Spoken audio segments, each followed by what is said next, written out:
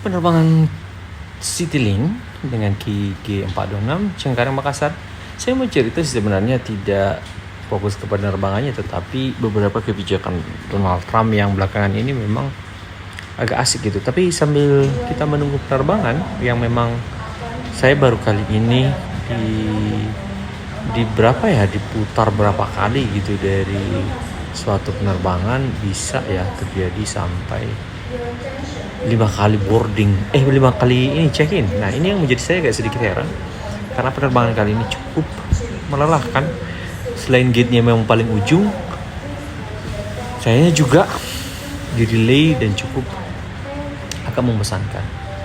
Plus nanti di taxiway juga agak sedikit lama ya. Nah, akhirnya sambil menunggu boarding ya, kita coba lihat di pesawat. Ada Citylink juga, ada Garuda Indonesia.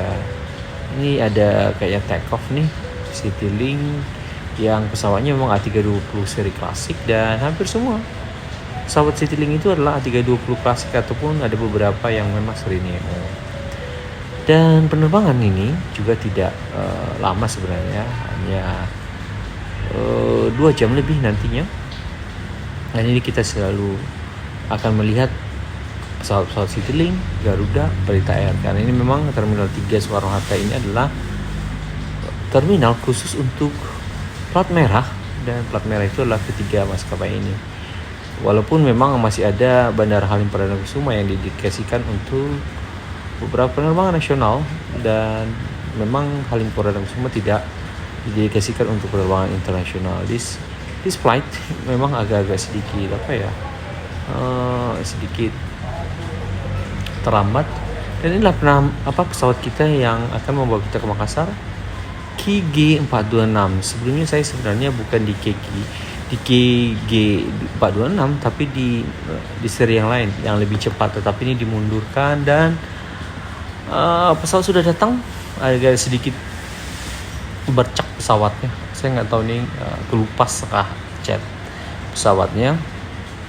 Dan kita akan melakukan penerbangan, dan saatnya kita boarding. Ini kita sudah boarding dan penumpangnya sebenarnya tidak penuh. Saya melihat dan bertanya kepada petugas kenapa sebelum ambil tiket saya nanya, sebelum ambil boarding pas saya bertanya kenapa ditukar-tukar sampai 4 kali 5 kali ya penerbangan ini. Katanya sih memang karena digabung-gabung karena jumlah passenger tidak begitu banyak. Nah, ini kita boarding dan kita masuk ke pesawat. Kondisi cuaca sangat cerah sebenarnya, dan kita masih melihat nih beberapa pesawat di depan kita melakukan persiapan take off. Ada Citylink, ada BBN, ada Garuda, ada Malaysia Airlines yang cukup banyak. Namun di dalam persiapan penerbangan kita kali ini, persiapan take off, awalnya cuaca cerah, tetapi pas kita pushback nih, ini kan kita mau pushback nih bentar lagi, itu pesawatnya akan dihadapkan pada cuaca hujan yang menurut kita memperlambat take off dan landing, karena memang ada jarak pandang yang cukup berbeda. Tapi selain itu kita coba cerita deh tentang sambil kita persiapan take off, sambil kita take off ya, kebijakan Trump yang memang baru dilantik di 2025 ini. Salah satunya adalah deportasi. Mungkin saking banyaknya orang di Amerika sana yang pada prinsipnya bisa dikatakan datangnya juga ilegal, orang tuanya juga ilegal, akhirnya Donald Trump merasa masyarakat yang siogianya adalah bagian dari penggerak ekonomi Amerika malah tidak mendapatkan job. Nah, ini kebijakan Trump ini salah satunya adalah mendeportasi ulang illegal imigran ke beberapa negara, dan mungkin ini agak sedikit sentimen bagi negara lain. Tapi bagi saya secara nasionalis memang itu harus dilakukan oleh suatu pemerintah ya. Nah, kita setelah boarding kita duduk semua minuman, karena tidak dapat minum dan makan di sana. Saya memang bawa makanan, dan ini ada Singapore Airlines yang akan bergerak. Dan kita lihat nih, udara mulai gelap. Nah di sini nih, ini adalah titik awalnya mendung dan sudah agak berat bagi saya mengatakan bahwa akan take off-nya akan cepat. Nah selain itu aku mau cerita juga tentang kebijakan lainnya Donald Trump. Yang kedua adalah dia ingin menguasai cryptocurrency. Terkait cryptocurrency yang diakui di Indonesia adalah komoditi tapi di luar negeri adalah mata uang.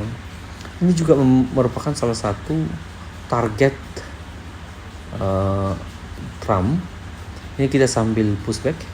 Saya merasa Trump ingin menguasai cryptocurrency, US dollar tetap jadi currency reserve atau cadangan mata uang dunia, dan AI.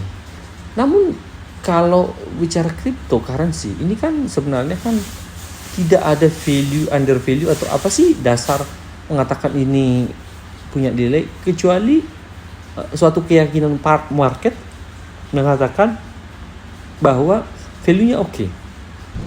Pada prinsipnya tidak ada value, hanyalah value teknologinya. Dan kemudian apapun yang dikatakan orang tentang kripto, kalau Anda pemain kripto juga akan merasa ini kan ada satu benda yang create by teknologi, kemudian itu menjadi alat yang dipercaya bersama-sama.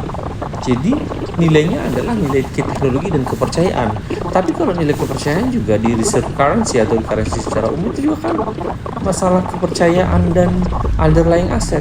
Nah underlying asetnya kripto ini adalah teknologi tadi. Nah sambil pushback kita ini mau akan take off, saya akan cerita lagi nomor 3 kebijakan Trump terkait artificial intelligence atau AI. Saya merasa AI ini akan menjadi semacam tool untuk menunjukkan hegemoni.